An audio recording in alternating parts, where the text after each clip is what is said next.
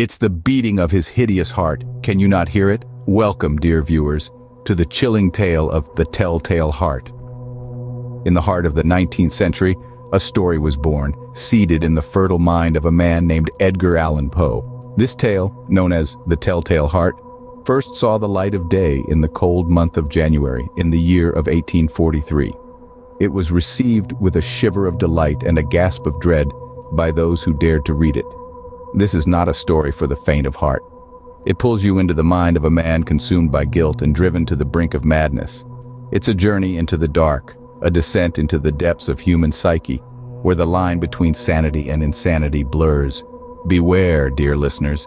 This tale is steeped in horror. It's a symphony of suspense that will leave your heart pounding in your chest. Are your hearts ready to be thrilled by this timeless tale of horror? In the dead of night, our story begins with a narrator who insists he's not mad. He leans in closer, whispering his tale into the yawning darkness, a tale of fixation, obsession, and meticulous planning. Our narrator, you see, is haunted by an old man's eye. Not just any eye, mind you, but an eye that he likens to that of a vulture, pale blue, clouded, and unblinking.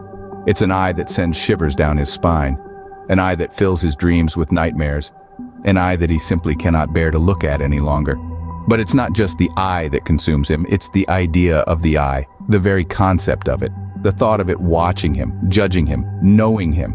It's an obsession that gnaws at his sanity, an obsession that he feeds and nurtures until it becomes an all-consuming beast. And so, in the depths of his madness, he concocts a plan to rid himself of the eye, to free himself from its haunting gaze. He plots meticulously, detailing every step, every movement, every breath. He becomes a creature of the night, stalking his prey with a predator's precision. He is careful, so very careful, leaving no stone unturned, no possibility unexplored. His obsession grows with each passing day, each passing hour, each passing second. It's a ticking time bomb, a spiraling whirlpool of insanity threatening to consume him whole. And yet, he insists he's not mad. He insists that it's all perfectly rational, all perfectly sane. He's not a monster, he assures us. He's not a villain. He's just a man driven to the edge, a man pushed beyond his limits, a man desperate to escape the clutches of a vulture's eye. But can the narrator escape the consequences of his terrifying act? Under the cover of darkness, a life is stolen away. In the hush of the late hours, our tale takes a sinister turn. The old man, unaware of his impending doom, is struck down in his sleep, the culmination of a plan meticulously crafted by our narrator. Imagine, if you will, a scene as quiet as a whisper, as still as a graveyard. The only sound is the rustle of the wind outside, the occasional hoot of an owl, the soft ticking of a grandfather clock. The silence is almost tangible, a thick blanket smothering any hint of life. Our narrator, with the stealth of a cat and the precision of a surgeon, carries out his grim task. He lets out a breath he hadn't realized he'd been holding as the old man's heart ceases its insistent drumming. The deed is done. But the task isn't over just yet. The body, a damning evidence of his horrific act, must be concealed. With a calm that belies the monstrous deed he has just committed, he sets to work. The body is dismembered, each piece hidden carefully under the floorboards, a grotesque puzzle lost beneath the mundane surface of the house. As he finishes, the first light of dawn begins to seep into the room, casting long shadows that dance and twirl around him. He looks around, satisfaction creeping into his features. The house is as it was, bearing no signs of the gruesome act that has taken place within its walls. The silence of the night is replaced by the everyday sounds of the world waking up. However, as he settles down, a feeling of unease begins to creep in. The deed may be done, the secret may be buried beneath the floorboards, but can it stay hidden forever? Secrets, after all, are like the dead. They don't like to be buried. They claw their way back to the surface, demanding to be acknowledged, refusing to be silenced. But as we all know, secrets have a way of revealing themselves. Silence may be golden, but in this tale, it's the harbinger of madness. Just when the narrator thought the deed was done and dusted, a knock at the door echoes through the silence of the night. It's the police, responding to a noise complaint from the neighbors. With the old man's heart no longer beating, the narrator welcomes the officers with a confident smile, certain that his secret was safe. As they chat and laugh in the very room where the deed was done, the narrator is at first unperturbed. even placing his own chair on the very spot under which the old man's body rests. His belief in his own cunning is so strong, he sees the situation as a delightful irony. But as the minutes tick by, the narrator's confidence begins to waver. A faint sound, like the ticking of a watch enveloped in cotton, begins to echo in his ears. The sound grows louder, and the narrator's confidence begins to crumble. It's the heartbeat of the old man, still beating under the floorboards, resonating through the silence of the night. The sound, steady and unrelenting, becomes the narrator's tormentor, a chilling reminder of his guilt. As the heartbeat grows louder, the narrator's sanity begins to fracture. The sound beats in his ears, in his mind, until it fills the room, drowning out the officer's chatter.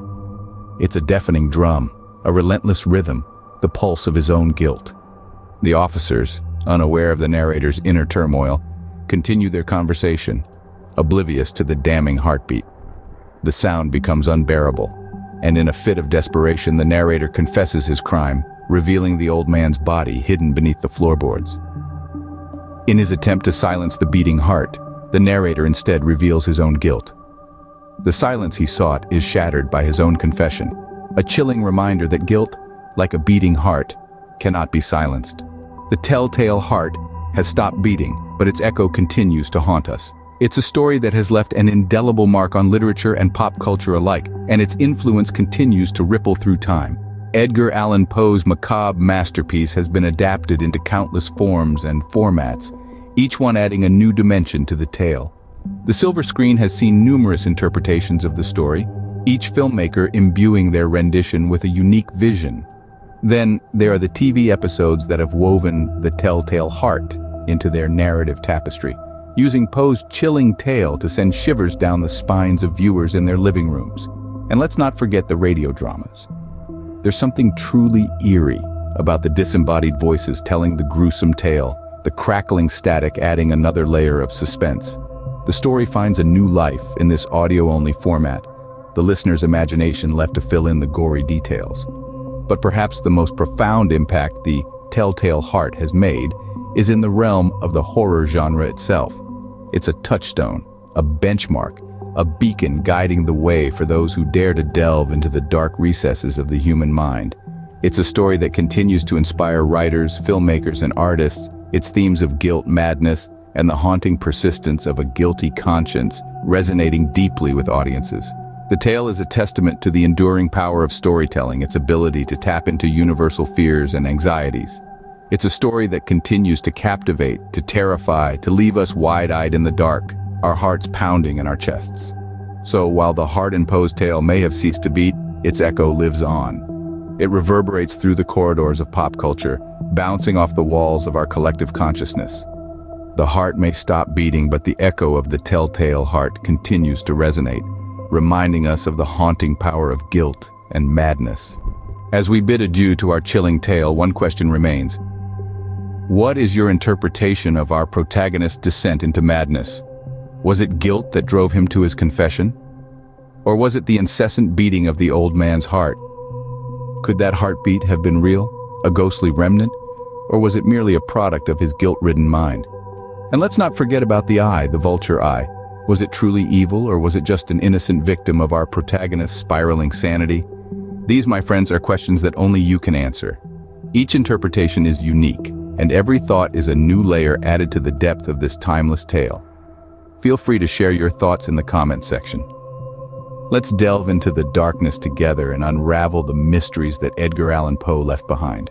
After all, isn't the beauty of a tale in the heart of its beholder? Until next time, dear viewers, may your hearts beat steadily in the face of the unknown.